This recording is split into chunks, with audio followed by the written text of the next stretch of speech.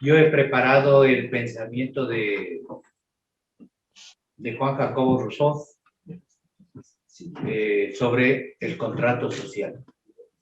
Es un tema que hasta el momento está vigente. Juan Jacobo Rousseau nació en Ginebra.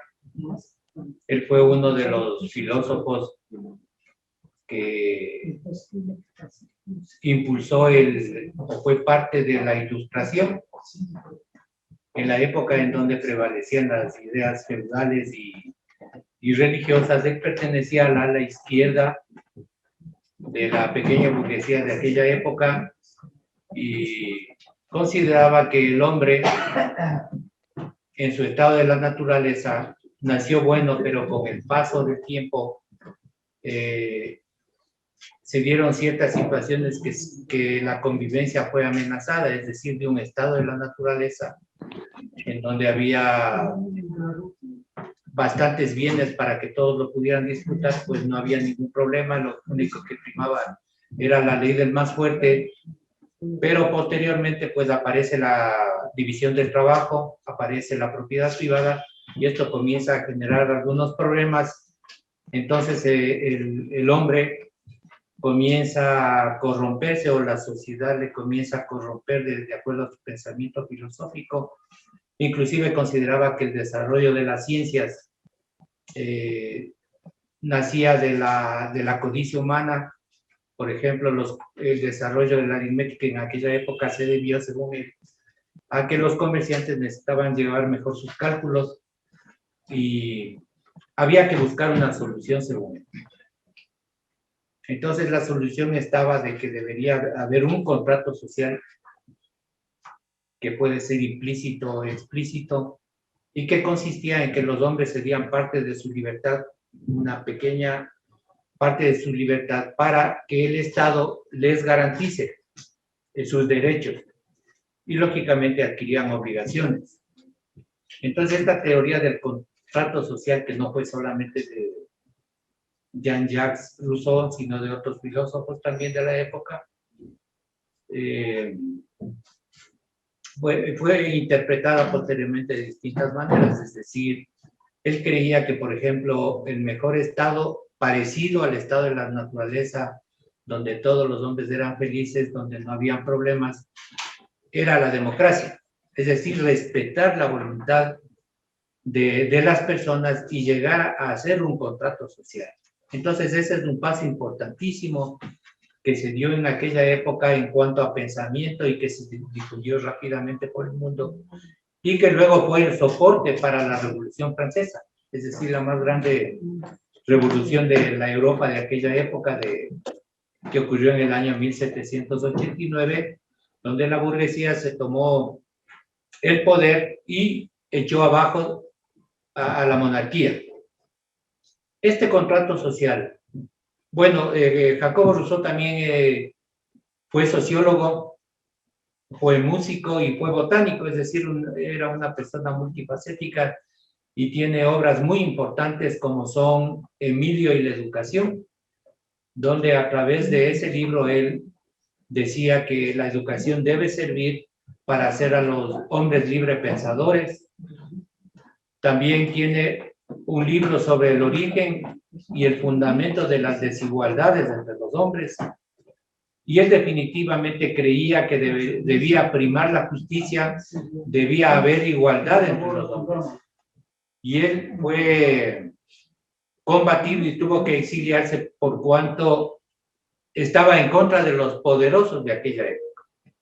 Entonces, su pensamiento fue un gran aporte a la Revolución Francesa, como ya lo dije anteriormente. Concebido actualmente o visto desde la actualidad, el contrato social o contractualismo se manifiesta actualmente en la constitución de los países, ya sean constituciones escritas o constituciones no escritas. Hay constituciones que han funcionado a través del mundo, como la inglesa, que no están escritas o que han sufrido poquísimas modificaciones, como la Constitución de los Estados Unidos. Y nosotros tenemos una Constitución en el año 2008, que fue promulgada en el año 2008, una constitución hiperpresidencialista muy detallada, es decir, algunos temas que deben estar en las leyes orgánicas y en las leyes particulares se topa o están en la Constitución, por eso es una Constitución de muchísimas páginas. Entonces ahí hay un contrato social. Es decir, una mayoría votó por una propuesta, entonces ahí está la justificación de la existencia del Estado. Lógicamente, esta Constitución fue promulgada por una asamblea constituyente, cuando realmente no debería haber sido únicamente una asamblea constitucional, porque el Estado ya existía anteriormente, no se estaba constituyendo el Estado ecuatoriano. El Estado, como todos sabemos, se constituyó en 1830. Y sí hay diferencias entre una asamblea constituyente y una asamblea constitucional. También consideraba que Rousseau que las normas de convivencia humana son muy importantes para una sociedad. Es decir, los excesos del estado de la naturaleza, que aunque para él era ideal, pero también tenía problemas porque se aplicaba la ley del más fuerte, tenían que ser normados en un contrato social. Y los contratos sociales están presentes en la vida de muchas sociedades, de muchas organizaciones. Vemos que el contrato social hay en las constituciones, pero también hay en los estatutos que rigen las organizaciones. Hay en el reglamento de propiedad horizontal de un edificio, por ejemplo, es un ejemplo pequeño de que hay un contrato social ahí.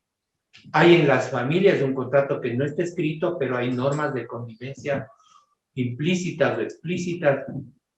Y eso nos da a entender a nosotros que la vigencia del pensamiento de Jacobo Rousseau a través del tiempo. Es decir, estamos hablando desde la segunda mitad del siglo XVIII, él nació en 1712, hasta ahora. Esas ideas filosóficas están vigentes. También han sido mal interpretadas porque las tiranías también han creído que en base a un contrato social, ellas tienen el poder absoluto para gobernar al Estado llano, digamos, a los súbditos. Ahí están las tiranías, pues, que ustedes las conocen, que existen actualmente en el mundo. Pero en las democracias se aplica de muy buena manera las ideas de este insigne filósofo ginebrino. Entonces yo he querido traer un poco estas ideas como parte de esta ponencia para que ustedes las tengan presentes, las analicen, conversemos y yo creo que en otra ocasión podríamos profundizar sobre este tema y muchos otros temas de orden filosófico, jurídico, empresarial. Yo agradezco mucho a ustedes por haberme brindado estos minutos. Muchas gracias.